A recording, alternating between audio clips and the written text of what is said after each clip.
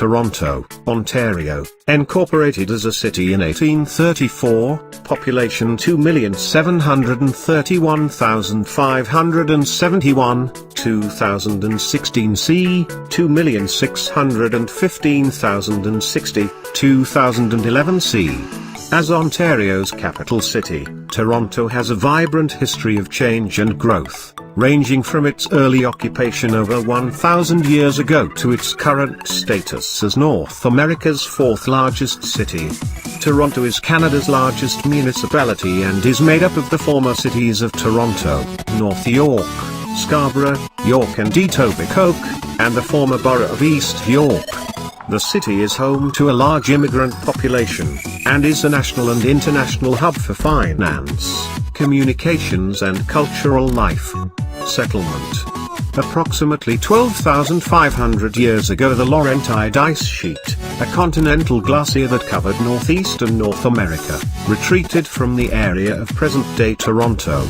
Soon afterwards, small groups of Indigenous people moved into the area to hunt animals such as caribou.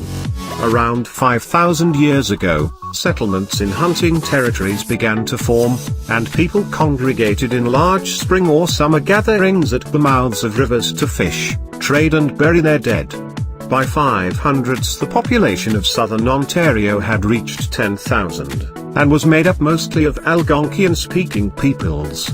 The introduction of maize, or corn, 1,400 years ago led to the adoption of farming and a permanent settlement. By 1000, Iroquoian-speaking peoples had moved into the region of present-day Toronto, and by 1300 had established villages there. By 1400, Iroquoian peoples lived in fortified villages that typically included long houses and stockades that overlooked fields of crops. For a variety of reasons, including better soil and warfare with the Haudenosaunee, Five Nations Iroquois, of New York State, Iroquoians in the Toronto area began to slowly move north to join the Wendat, Huron, Confederacy in Huronia. In 1650, intertribal warfare and the diseases brought by Europeans led to the collapse and dispersal of the Wendat Confederacy. The Haudenosaunee established a series of settlements in Ontario, including 2 Seneca villages in present-day Toronto. Around this time, Algonkian speakers began to move south from the Canadian Shield into the Toronto area. Through a process of negotiation, the Algonkian-speaking Anishinaabe entered into an alliance with the Haudenosaunee. The Anishinaabe established settlements in Toronto while the Haudenosaunee withdrew to New York State. Some members of the Anishinaabe became known as the Mississauga, and dominated the area until the end of the 1700s. The name Toronto is derived from the Mohawk word karanto, which means where there are trees standing in the water. The word originally referred to the Narrows, near present-day Orillia, where Hurons and other groups drove stakes into the water to create fish weirs. French maps from the 1680s to 1760s identify present-day Lake Simcoe as Lac de Toronto.